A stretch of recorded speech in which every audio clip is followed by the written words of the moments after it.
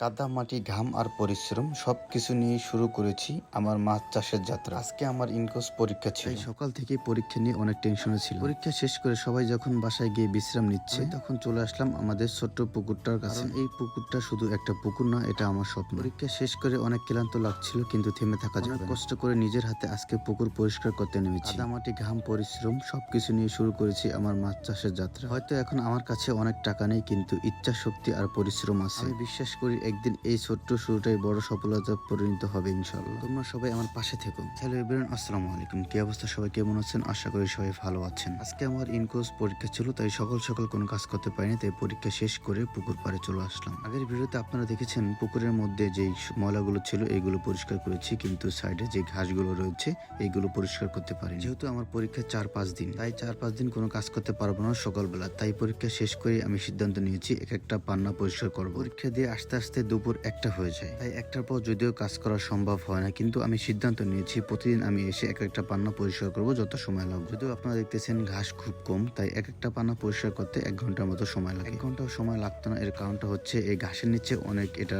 ডালপালা রয়েছে, নিচ থেকে কেটে যেতে হয় যাতে আর না হয়। যতটুকু কাজ করো মন দিয়ে এবং সুন্দরভাবে কাজ করার চেষ্টা করবে ইনশাল্লাহ, যাতে একটা কাজ বারবার করতে না হয়। এই ঘাসগুলো লাগানো ছিল পান্নার উপরে, কিন্তু কিভাবে যেন এই ঘাসগুলো পুরো পুকুরের পান্না ছড়িয়ে গেছে। এই ঘাসগুলো পানিতে এবং এটা অনেক ওজন হয়ে থাকে, তাই আমি পান্নার উপরে রেখে দিচ্ছি। এটা রেখে দেওয়ার কারণ হচ্ছে এটা শুকিয়ে গেলে আমি এখানে আগুন ধরিয়ে দেবো। আগুন ধরিয়ে দিলে এটা নিচের প্রজন্ম পচে যাবে। এই পুকুরের ভিতরে অনেক ময়লা ছিল, যখন পানিতে নেমেছি আমার অবস্থা খারাপ করে ফেলেছি। আলহামদুলিল্লাহ চুন প্রয়োগ করার পর এখন আর পানিতে কোনো সমস্যা নেই। আপনারা যারা ভিডিওটি দেখতেছেন, কে কোন জেলা থেকে ভিডিওটি দেখতেছেন অবশ্যই কমেন্ট করে আমাকে জানাবেন। আপনারা যদি নতুন উদ্যোক্তা হতে চান তাহলে আমার ভিডিও দেখে আপনারা কাজ করতে পারেন। যদি অভিজ্ঞ কেউ থাকেন অবশ্যই কমেন্ট করে জানাবেন। আমার যদি কোনো ভুল হয়ে থাকে আমাকে একটা সঠিক পরামর্শ দিন। দিন ধরে আমাদের পুকুরটা পড়া ছিল, যার ফলে অনেক বিভিন্ন মাছ রয়েছে, যেরকম টাকি মাছ, শোল মাছ। মাছ আছে সেটা জানা নেই, তবে আমার একটা সন্দেহ হয়েছে। প্রয়োগ করার পর আমরা দেখতেছি কিছু পোনা এবং তার সাথে একটা টাকি মাছ নাকি শোল মাছও রয়েছে, এটা দেখা গেছে। এই মাছটা আমি কিভাবে ধরতে পারি এটা অবশ্যই কমেন্ট করে জানাবেন। যেহেতু আমি মাছের পোনা ছাড়বো, এই শোল মাছটা বা টাকি মাছে নাকি সব মাছগুলো খেয়ে ফেলবে। প্রথমে ভেবেছিলাম আমি পুকুরের সমস্ত পানি ফেলে দিব,